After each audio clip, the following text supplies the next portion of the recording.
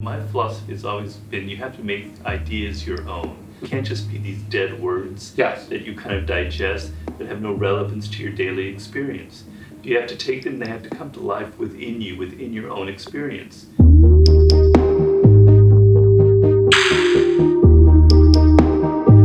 So this is the new book, The Daily Laws. I see it as kind of a greatest hits album. A best of Robert Greene, because to me, I feel like it's a question people ask me a lot. They'll hear me or someone else talk about you, and then they'll go, "What Robert Greene book should I start with?" And it's kind of a tricky thing, because if you go 48 Laws of Power, maybe they get turned off because it's dark.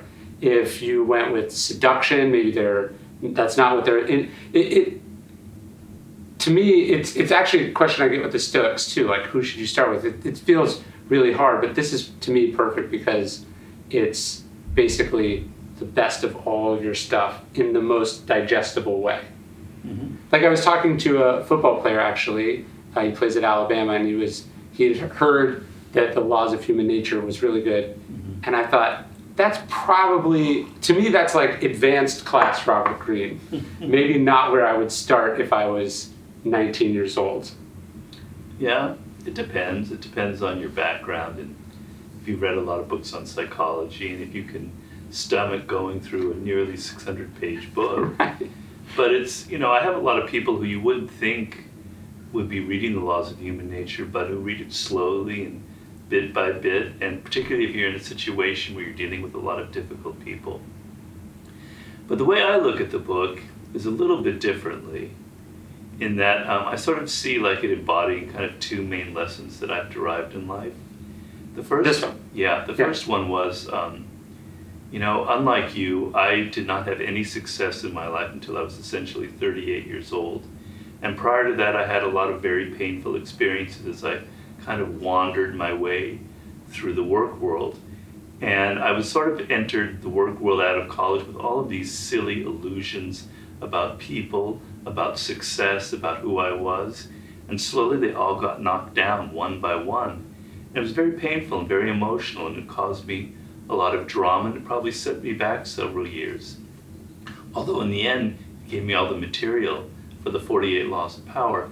And what I sort of learned from all of that crap that occurred to me was that really what I needed to forge was kind of this realistic outlook on life. Sure. Where I get rid of all the bullshit, all the things that you learned in university, all the bad ideas that you got from your parents, all the bad ideas that you get from your peers, and you're able to look at the world relatively objectively, and I mean relatively.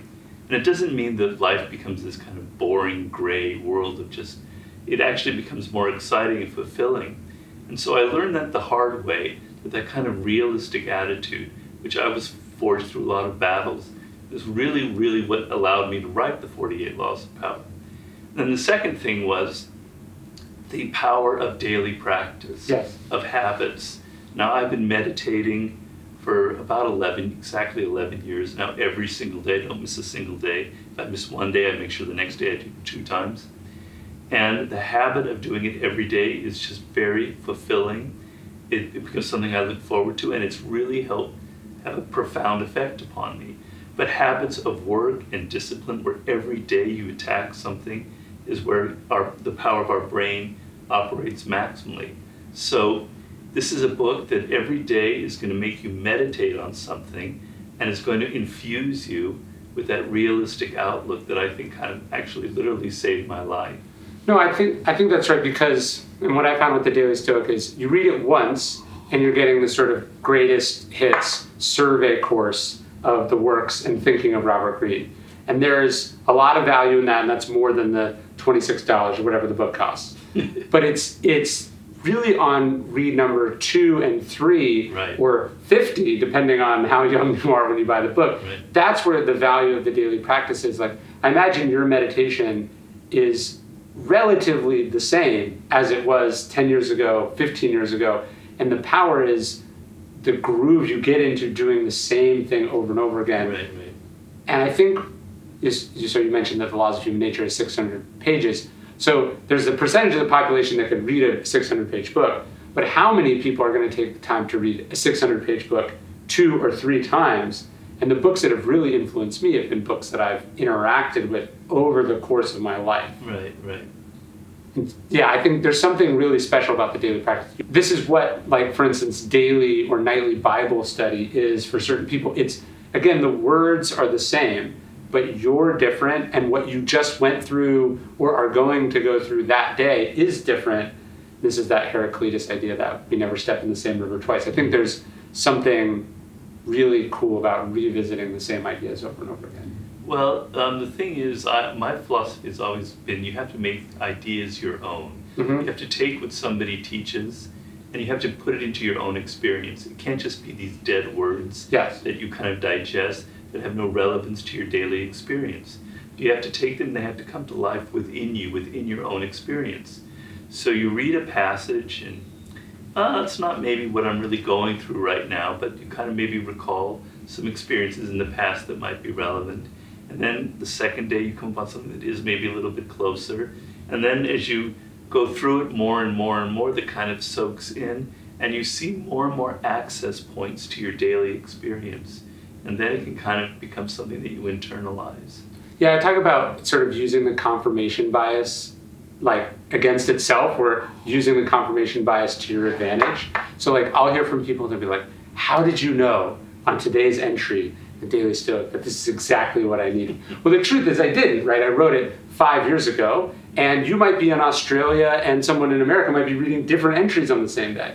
So it's really that we bring to the text exactly what we need. It's why fortune cookies and horoscopes seem to have power, is that we see in them what we already knew, but couldn't articulate to ourselves.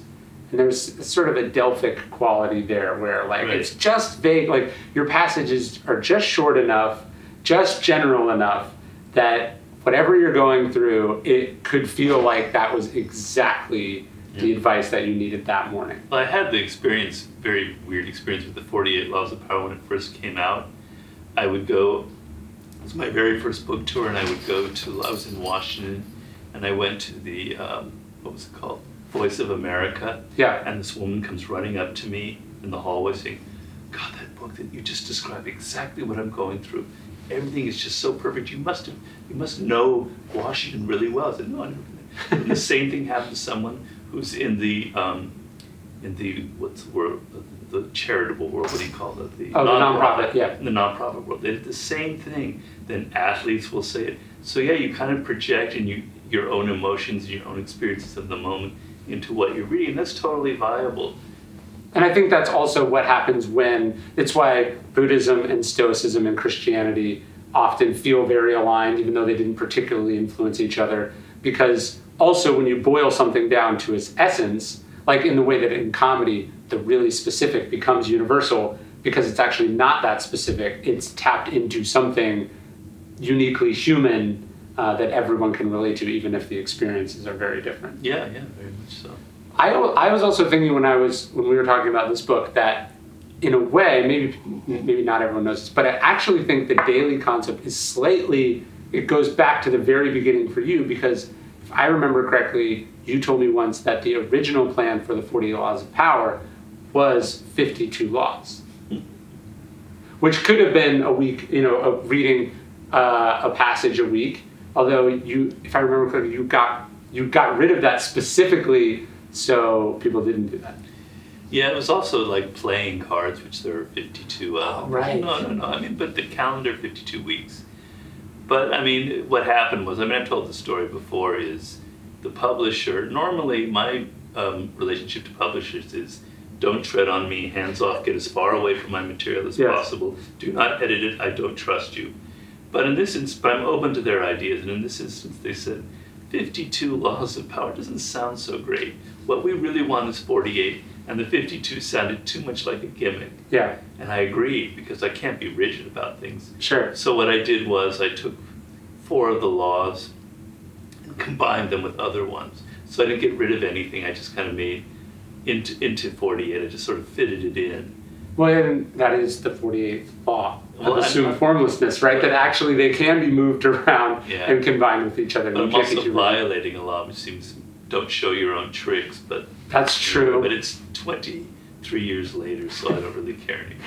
Well, and isn't it also funny that like, so when you're working on it, it's like could be 42, could be 48, and then once it's done and in the world, it's like 48 is obviously the right number. Like no other number could have worked.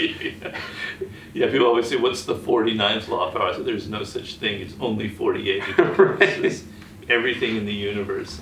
But, numbers have a kind of a feel to them, and so the number 48 has a kind of power already in it, whereas 47 or 46 doesn't have that kind of resonance. Although if it had been the 47 laws of power and it had sold millions of copies and had the influence, I think everyone would be saying, obviously there's no 48th law, there's only 47 laws. Yeah, that's true.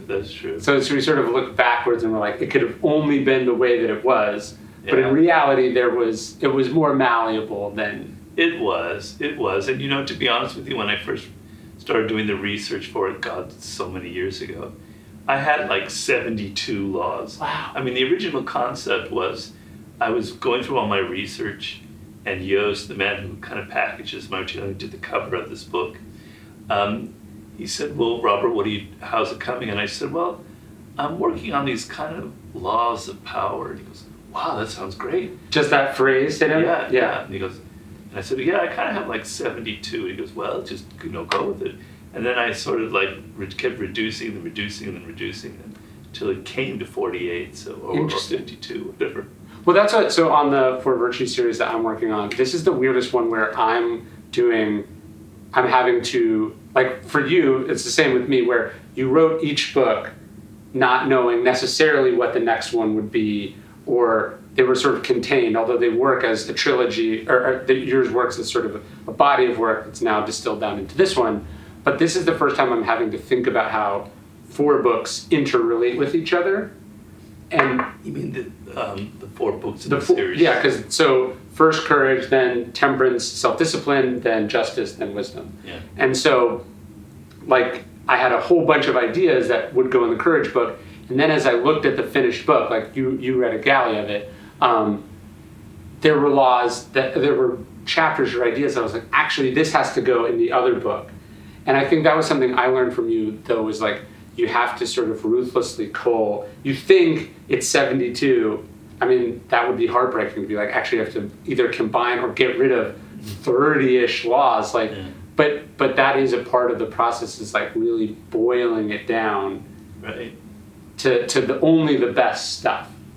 Yeah, and I had to get rid of a lot of material for it. I mean, someday people might want to look at that. I had a couple of chapters that we totally got rid of, that no one has ever read, no one has ever seen. Can I see them? Yeah. I had one chapter, it was called Use Religion. And the idea was to use religion to gain power. Yeah. And I just changed it into create a cult-like following. One of the best chapters. Yeah, it is, but I wrote a whole chapter on how to use religion. And we thought that's too nasty, that's too controversial, and we got rid of it. But yeah, you have to be willing to get rid of things. You have to be kind of ruthless with yourself. And a lot of books now, certainly yours excluded, they're too wandering. They don't have a structure. You get the feeling that somebody had an idea for a first chapter, and they kind of riffed on that, and the first chapter might be good. Then they kind of lose their way. They think that everything they say and think is brilliant. They don't know how to structure. They don't know how to be ruthless with yourself. Like to say, this idea actually isn't true. It actually isn't very good. It's not relevant. Get rid of it. Well, it's like that Stephen King line about you have to kill your darlings, which I like because it's a Machiavellian, like dark, almost Robert Greene way of expressing the writing, which is like, you love this thing and you sweat it over it and you think it's so clever and cool, and that's why you have to get rid of it. Yeah. Otherwise you're being self-indulgent, right. Or 48 laws is a lot of laws. 72, I mean, I could see people being sort of like, that's a lot. Yeah, and it would have been a 600-page book. It would have been no good. Yeah. Yeah, I've killed millions of darlings over the year. I have a whole bloody battlefield full of them. I heard Robert Caro cut like 300,000 words out of The Power Broker. Are you kidding? Which is already like 1,100 pages. And you just imagine how painful that would be. Even just the fact that he writes longhand. He does? Yeah, he writes longhand and then his wife types it. But you're just like, how? I mean, that's like 2 books, at least 3 maybe. And he just left it on the cutting room floor. But it's a great book as it is. Of course, Yeah. of course. I've raved about athletic greens before with all the things we've all got going on, trying to work, stay healthy, stay strong, work out. It's hard to get the right mix of nutrients in your diet, and Athletic Greens is a great product. I actually first heard of Athletic Greens almost 10 years ago from Chris, the Kiwi, the founder. He and I met through Tim Ferriss. He's a great dude. Athletic Greens has more than 75 vitamins, minerals, and other whole food sourced ingredients that make it easier for you to maintain nutrition without taking a whole lot of pills. You just mix a scoop of Athletic Greens into some water and you're good to go. They're offering my audience a free 1-year supply of vitamin D. Plus, you'll get 5 free travel packs with your first purchase. Simply visit athleticgreens.com/stoic. Join us in making this commitment to your health. Just go to athleticgreens.com/stoic and get your free year supply of vitamin D plus 5 free travel packs today. As you thought about, one of the interesting things about the book is that it's not just sort of a random smattering of the best of Robert Greene. It's like built around each month there's a theme, so there's 12 themes. But was it interesting to you to see how often you return to the same theme? So like I would have thought like, okay, for instance, there's the one about grand strategist, right? Mm-hmm. Or you would think that in the month of September, you would only have been drawing on the 33 strategies of war. Yeah. But actually, there's seduction in there and laws of human nature. Is it interesting to you that how often you touch on the same themes across your books, even though you're looking at it either from the lens of warfare or seduction or power or psychology? Well, I've always been kind of attracted to that idea where you pull material from places that aren't so logical. So, for instance, when I was doing The Art of Seduction, I really, really wanted to have war stories in there. I really wanted to be able to quote Sun Tzu, and because seduction I saw as kind of strategy. And then when I did the 33 strategies of war, I wanted to have a seduction story in there, and I actually did incorporate a couple of seduction stories in there to sort of show how they cross-reference. But things that are not so predictable, that come to you from right angles, where like you're reading about war, and suddenly I'm narrating a story about a film director. Right. So I'm trying to give it relevance to all aspects of human endeavor. So a politician is seducing the public. A war strategist is actually playing on the mind of the enemy and seducing them to believe something and misleading them. So these kind of cross-reference points sort of fascinate me. Yeah, that's what I was going to say. I thought the August chapter about persuasion was an interesting way to look at what otherwise might have been categorized as seduction or manipulation.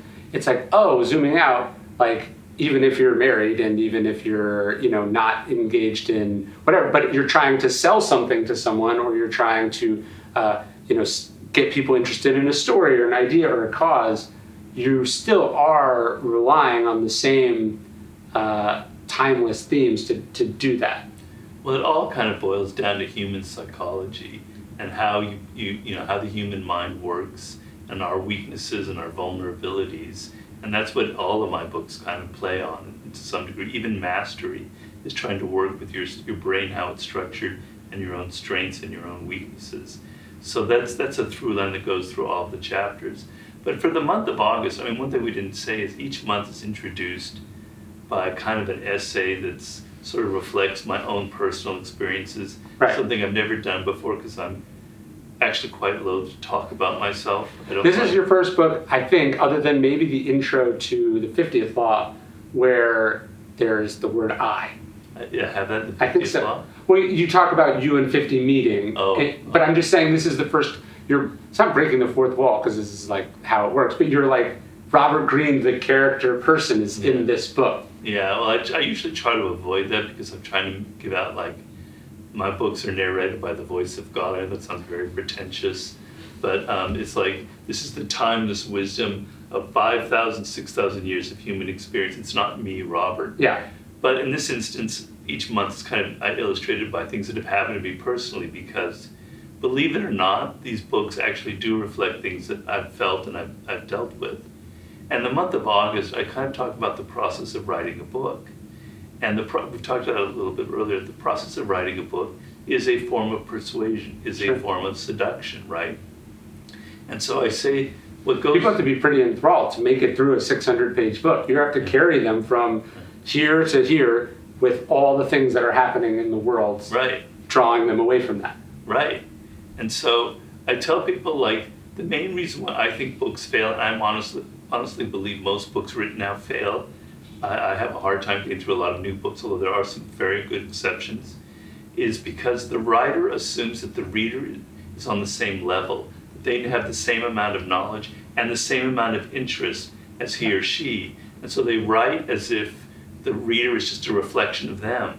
And they don't realize that that person that you're reaching comes from a totally different socioeconomic background, maybe a different gender, all these other things that are completely different from you.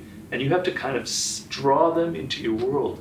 And if you start out by being all academic and quoting these things, people turn off, right? Yeah. So writing a book is a form of persuasion, but everything is a form of persuasion in life. If you're in business and you have a product and you're trying to sell it, you have to understand human psychology. You have to get inside your client's mentality. If you're a politician, whatever. Maybe athletics is a little different, but if you're a coach, and I've dealt with coaches before, that's very much part of the game. Well, yeah, and I think like the decision not to be in most of your books is part of that, because it's easier as a writer to be like, here's what I think. Like yesterday I was at the store, blah, blah. Right. It's actually harder and requires more work to go, how can I find something in history or that's bigger or more universal or more compelling that is more likely to persuade the reader? Because I think talk about ego as the enemy. If you assume the reader is your fan, that they care about you, that they know who you are, that they're interested in what you had for lunch yesterday, you are deluding yourself. Completely. You have to do the work to say like, no, I want to create this vision or this universe that sucks you in, and Napoleon is way more interesting than you or I.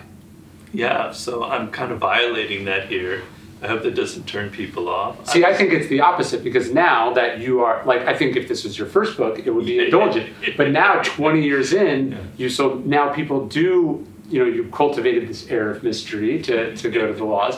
And now, by revealing just a little bit, you're actually making it, I think, more seductive, because now I'm matching the words, I'm matching the ideas with the human being who made them, and it's, I think, more enthralling. Well, there are a lot of things I didn't reveal, a lot of stories about my past that I will never reveal that are weirder than anything in there. Sure. So, don't think that you... Those are in your papers? Yeah. Well, Anno could narrate them someday, or my sister or somebody, but yeah.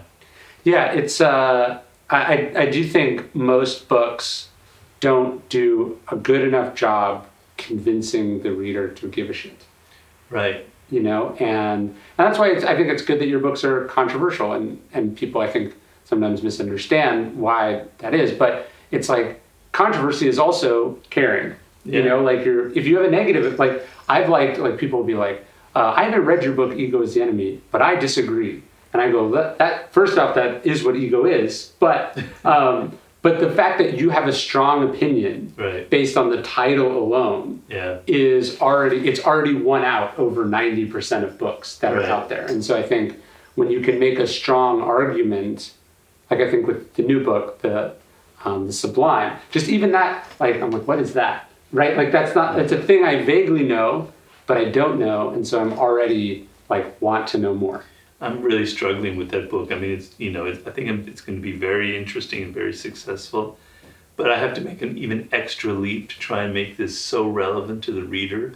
It's very difficult because it's experiences that aren't having to do with power. It has to do with things that are I hate the word slightly more spiritual, please excuse me.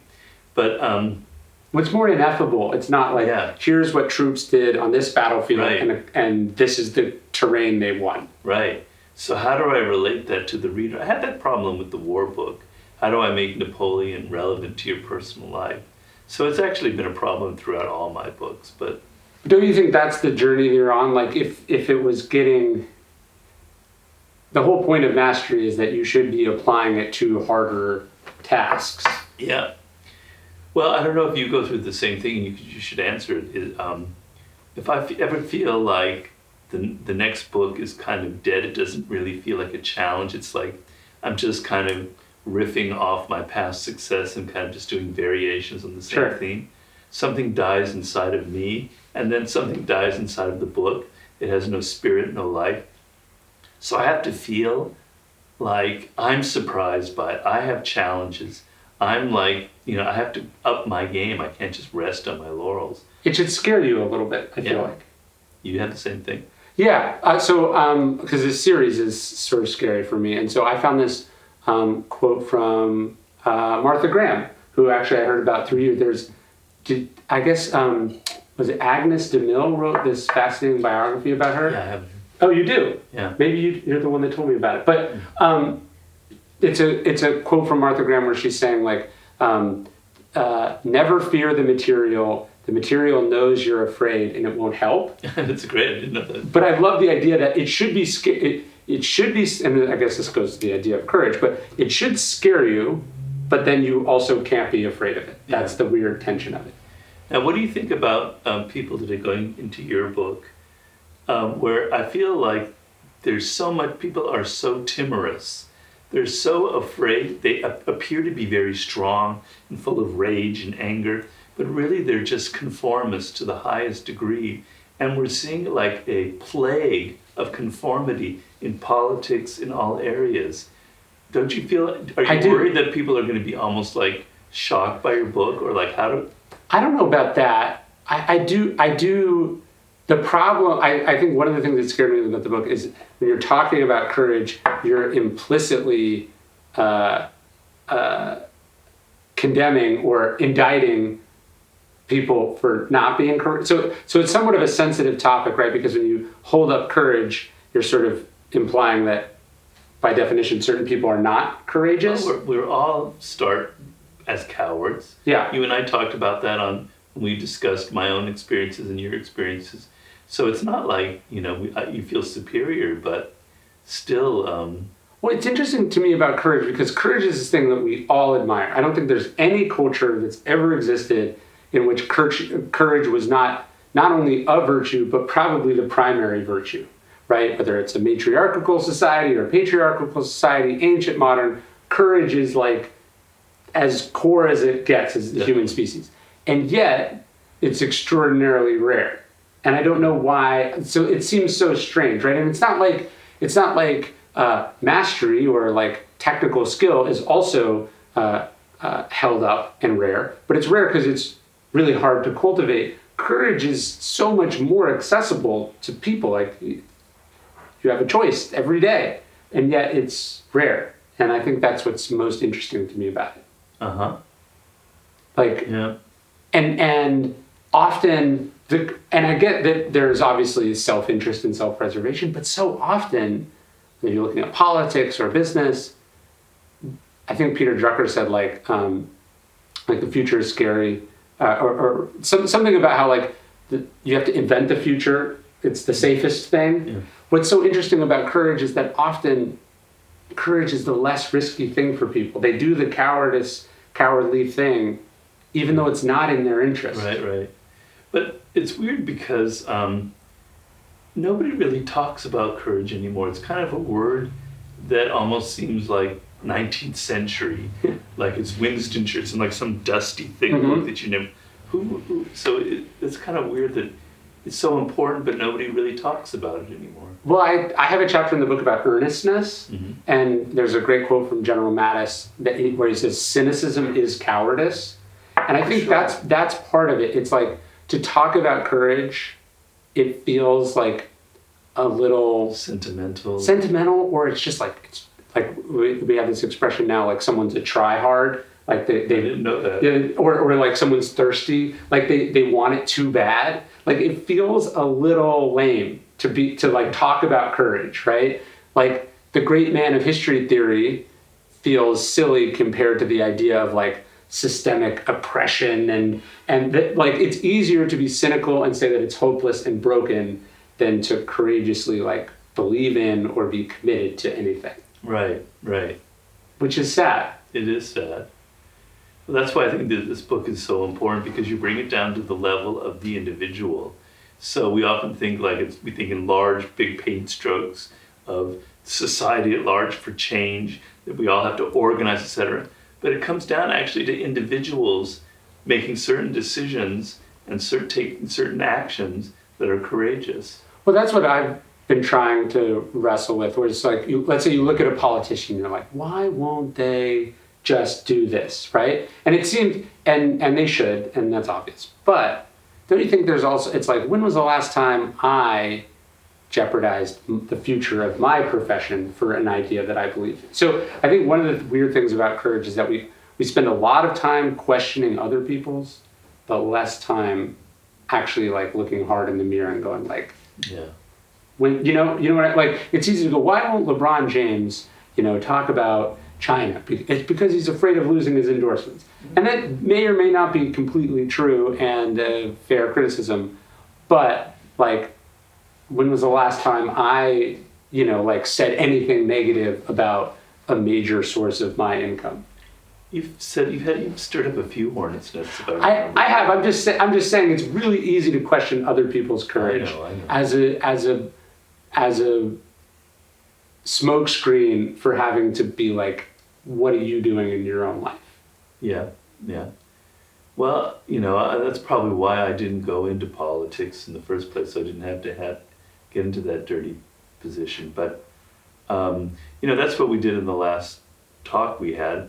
I kind of examined my experience at American Apparel. Sure. Which, could be a slight profile in cowardice, in that, it took me a few years to make a hard decision, and me on the board could have made the decision earlier.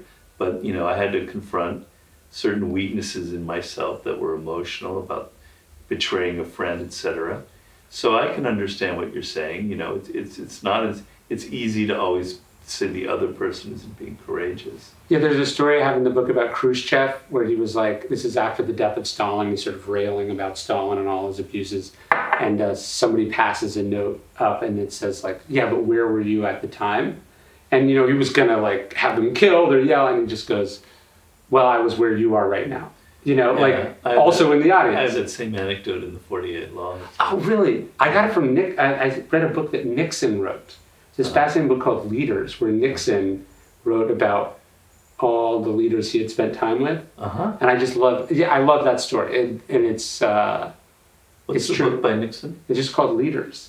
It was really interesting. He's actually a very intelligent, interesting person, despite the big stain on him in history. Well, what's the book you recommended to me about him that was, what was it called? The one that I use for Human Nature? Yeah.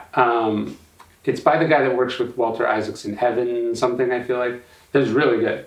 Yeah. But yes, actually an interesting sort of concept. It feels like it ties into the daily laws, where it's like Nixon often knew what to do, but was kind of had this inner battle inside of himself. But, the thing is, you talk about how difficult it is, but I still have the feeling that people back in the past, and I could be totally wrong, were a little more courageous than we are now, that we're kind of losing something. Because I can think of 3 or 4 instances, even in Nixon's smarmy career, where he was actually very courageous. This guy was supporting the Voting Rights Act and civil rights measures in the late 50s that could have gotten him in a lot of hot water. He did a lot of things that went against his own self-interest, even though he was such a conniving politician. Well, look, even his resignation was certainly more courageous than Trump. Yeah. No, Nixon is fascinating. I do think in the past we were more courageous. Yeah. Although, or no, it's an illusion. Well, there's this. I talk about this in the book because there's another similar book to the Nixon one that Churchill wrote called Great Contemporaries, where he wrote biographies of people that he knew in his own time. And he was talking about like Lord Ashbury, I don't know, some British character that wasn't particularly important, but that was the point. He was saying that he was a great man who lived in a time of small events. And I thought that was interesting because I think people see themselves that way now. We're not in the middle of the civil rights movement or this or that. But I was kind of thinking about, okay, well, when did this guy live? And it was like 1830 to 1900 or whatever. And it's it's small events, but also slavery still existed. You're talking about in England. Yeah, in England. I'm talking about in the world. Slavery still existed, imperialism still existed. Yeah, you had the Boer Wars, you had... So he lived in a time of small events, but only because he chose not to participate in larger events. So when you look at it and you go, oh, people were more courageous in the past.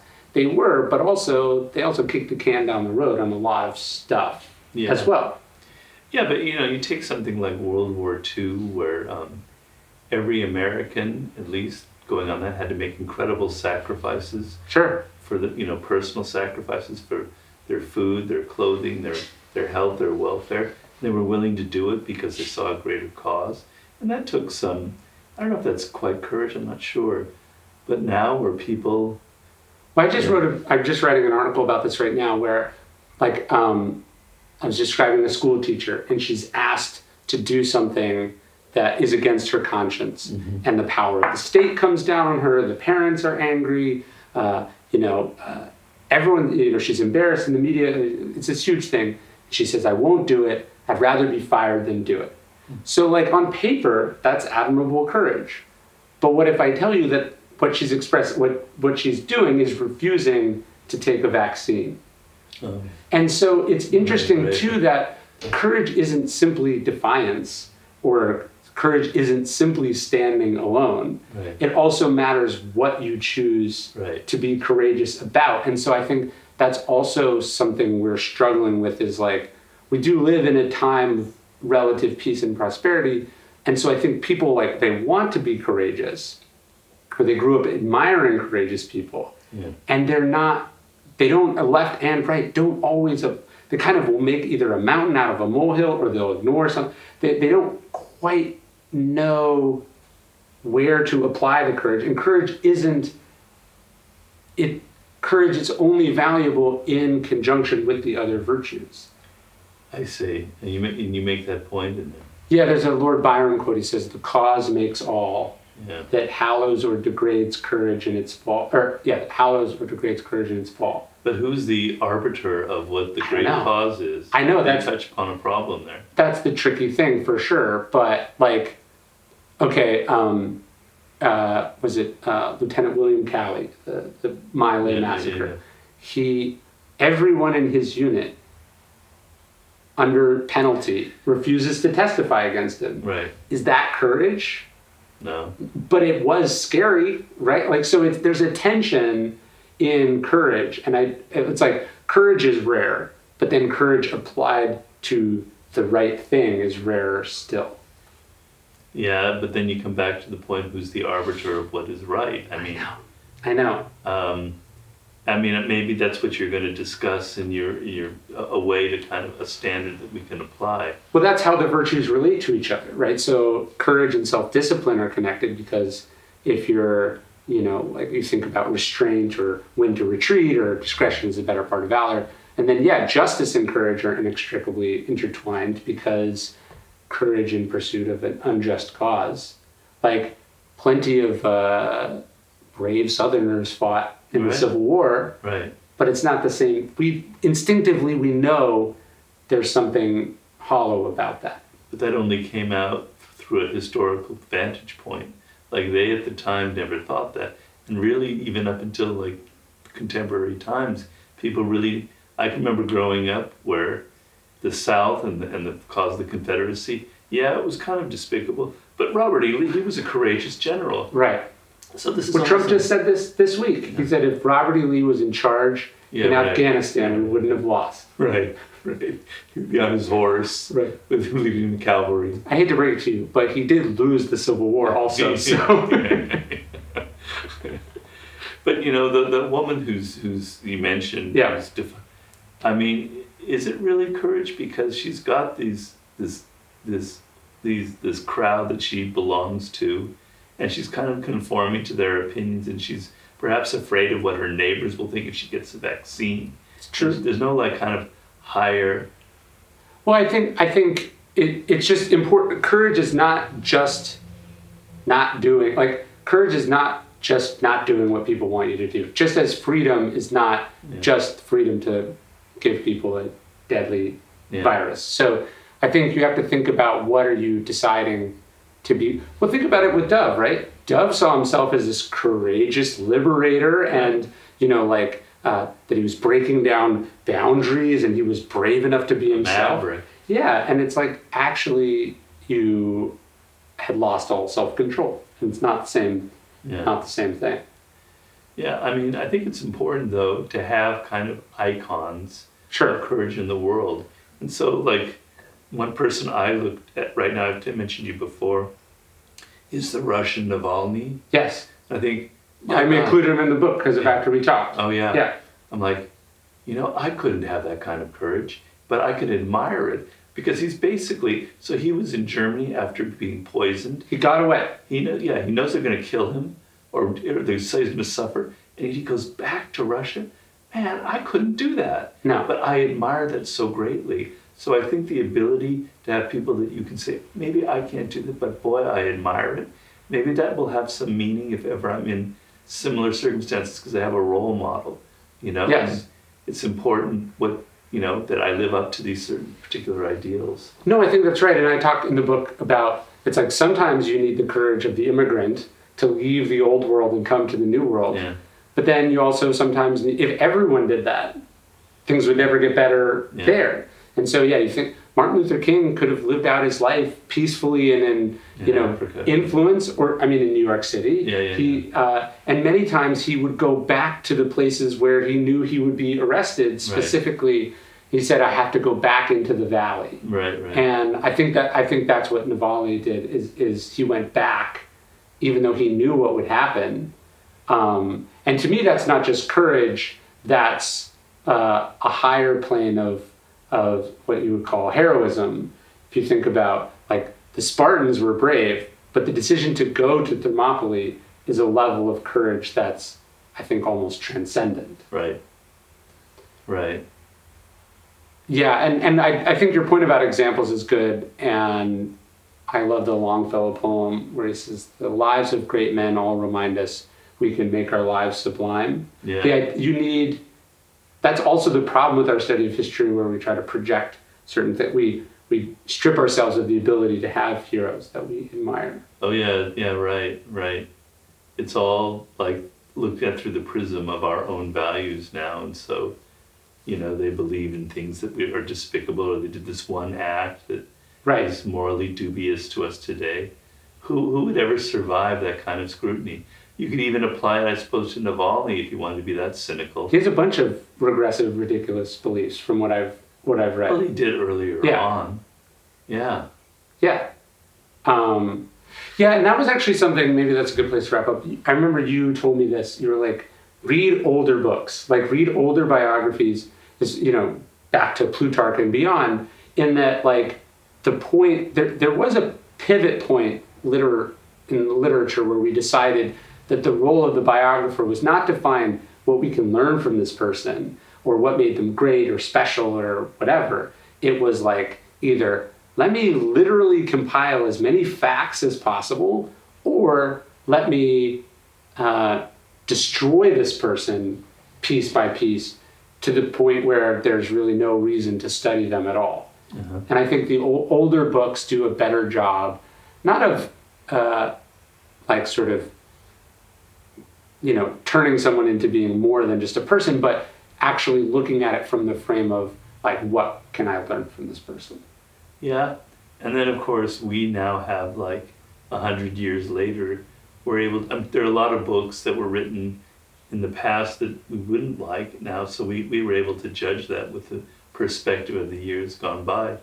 But I found basically that people in the past had fewer axe to grind. Yes. That they took the role of the biographer as almost like it was a sacred thing that they were doing, and that they had a role and a purpose, which was to try and bring this person to life. Yes. Now, of course, I'm being idealistic, and there are certainly exceptions, but I find that now people just come with their narrow little banal perspectives from 2021, and there's no kind of larger expanse, there's no sort of understanding of the psychology.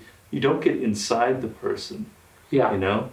And I talk a lot in Mastery, and it's a quote from Nietzsche, I can't remember which one, about when you read a book, your first move should always be should be to try and get inside the author, get inside the world that you're entering, and then if you find things that you don't like, then you can but you first have to enter into the spirit. And I find a lot of biographers fall below that standard. And that goes to the idea of earnestness, like actually caring and being open and not being cynical and superior. Right, and superior, that's the right word. and you have to believe, right? So it's like, if you don't believe that an individual can make a difference, then when you write about Churchill or whomever, your frame of reference is to think about how this person wasn't special. Right. And that there isn't anything to learn from. You're going into it with the spirit of debunking or minimizing. Right. And you might as well just don't do it then. Right, why spend 5 years of your life writing about someone you don't respect or that we shouldn't be? Because it'll sell, because audiences will read that. Audiences love the debunking, they love the cynicism.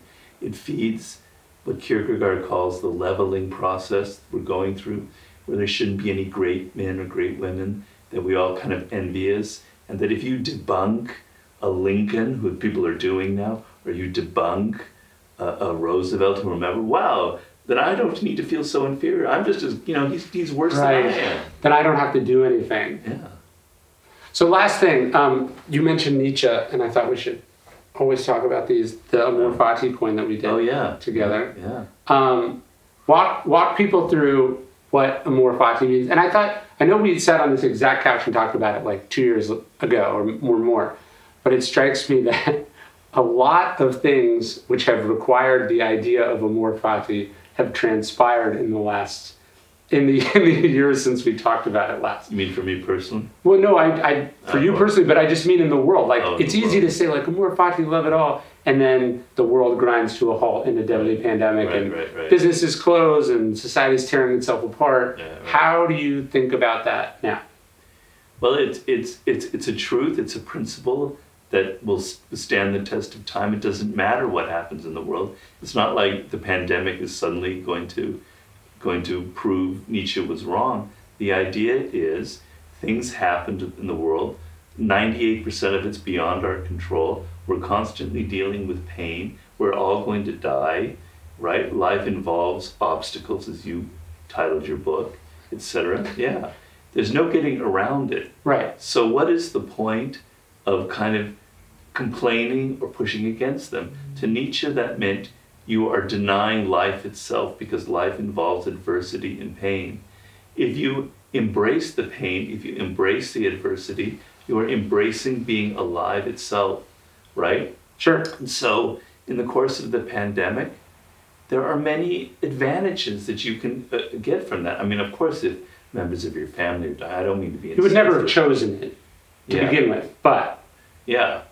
But, and even if friends are dying, it teaches you about the transience of life, the impermanence, and how you could be dead tomorrow. You need to think about that. You need to think deeply about your career. Perhaps your industry that you're involved in got wiped out. You need to reassess who you are and where you're going in life. It's a time for meditation. It's a time for reassessing your position, and then it's not like I'm trying to elevate my story, but when I had a stroke, everything that was a pleasure in my life was taken away from me: swimming, hiking, biking, etc. And then I had to find, well, what's the point? This just happened. I have to accept it, right? And I have to find a way of finding lessons from it that are incredibly valuable. So when you have Amor Fati, when you say everything happens for a purpose and everything contains a potential for me to turn it into some incredibly valuable lesson, it means that you love life itself, that you are not a denier. And that was Nietzsche's greatest bête noire, his greatest pet peeve, Those people who deny life, who in the guise of being all about, virtuous, etc., are against, are basically trying to repress the joy of being alive. And the joy of being alive involves all of the pain that goes with it. I was thinking about that because when I was driving, we were driving across the country, we get this terrible tire blowout in the middle of Arizona in the middle of the summer to spend an hour and a half on the side of the road. With 2 kids. 2 kids. Well, that's my point. So hour and a half on the side of the road. We get the tire changed. You have to drive it to a tire store. Takes 2 hours. Can't wait in the waiting room because of the pandemic. So we end up spending 2 hours waiting in a cemetery across the street in the Arizona heat. But my son said something to me that made me realize in the midst of all this, he didn't understand that this was not part of the trip. Like that this was that we were supposed to be driving, arrive at the place and be done. Because he had no expectations, he also understands he's not in control of where we're going and what we're doing. He, I think, was under the impression that we chilled for a while on the side of the road, and then we went and hung out in this cemetery, right? He was able to do that because he was kind of naturally at this place of life just is what it is. There's no way it's supposed to be. And since you don't get to have an opinion about it, you might as well have the opinion that it's great. Yeah. Was this Clark? Yeah, this was Clark. Jones, my youngest, just had even less understanding of what was happening. Yeah. And obviously there was points where they were uncomfortable or hot or whatever, but it just struck me as as an adult, my view was this is not how it's supposed to go. Right, so therefore it's bad. Right. And then as I was thinking about it from his perspective, it's what a cemetery is really a park, right? It's just outside. Yes, they're standing on top of dead bodies, but it was also when would we do this? We would never just go sit in a park for 2 hours with no plans in the middle of a weekday ordinarily. And so we might as well see this as, if not good, just life. Yeah, it was part of the plan. It was actually something that you planned on doing. Yes.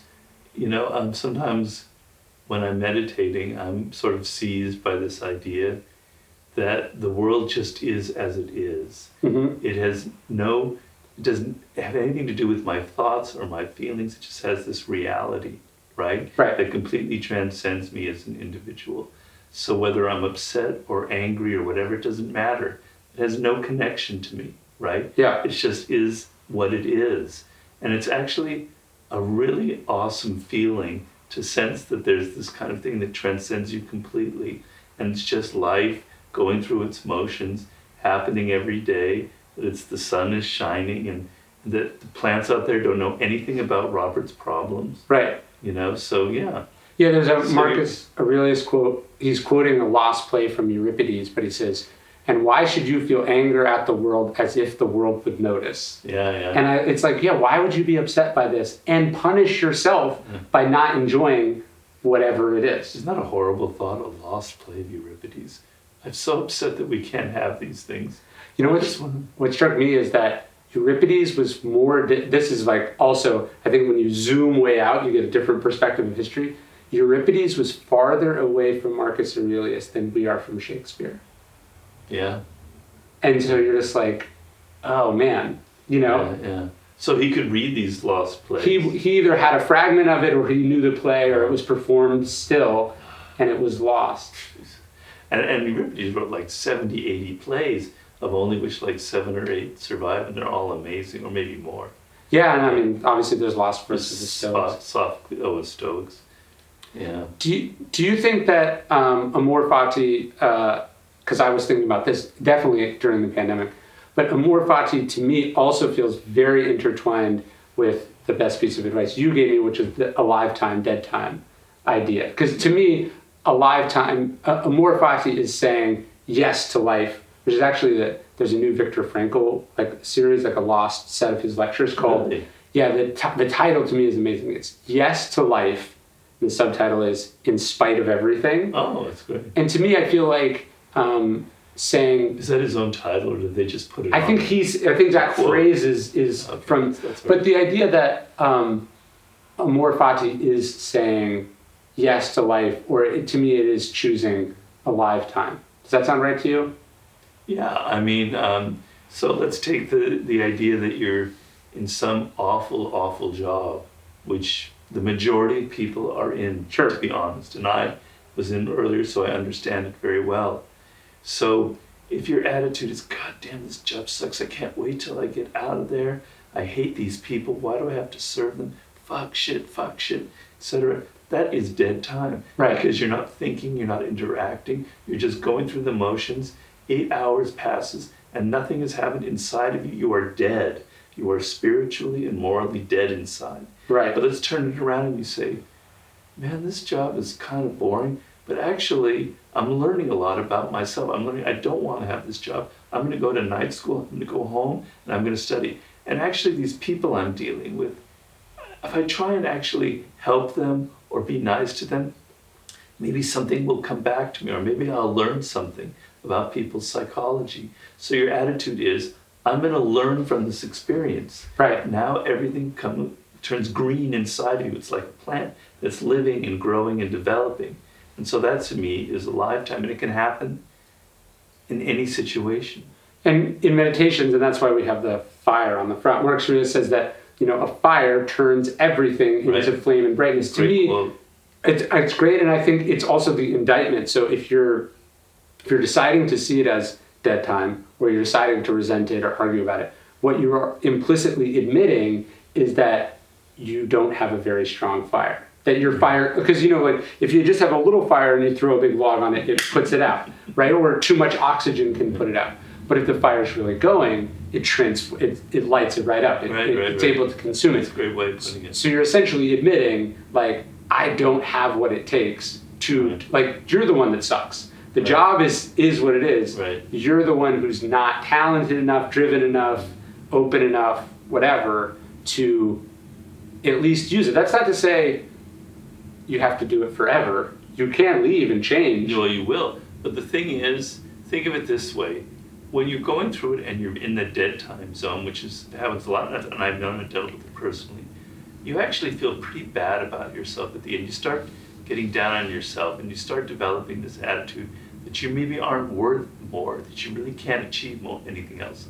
But if you make that transformation like the fire that you're talking about, you have a tremendous sense of pride. Sure. Like I have been able, all these rich, privileged people, they don't understand. I actually am going through hardship, but I'm turning into something great. You feel pride, you feel a sense of that you're worth something. And that translates in a year or two into actually creating and getting out of your shit job. Right. So you create, in creating this larger fire, you create an attitude that's actually going to change your circumstances.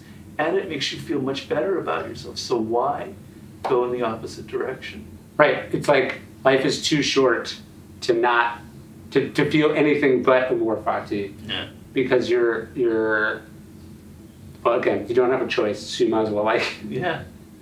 Yeah, it's not easy. No one says it's easy. No. But It's simple, but not easy. It's simple, but in doing something that's hard, there's incredible value in taking these challenges head on. Sure. And not, and not being a wimp and not lacking the courage to turn it into something positive. That's right. Well, it was awesome to see you again. Yeah, it was great. I haven't done this in a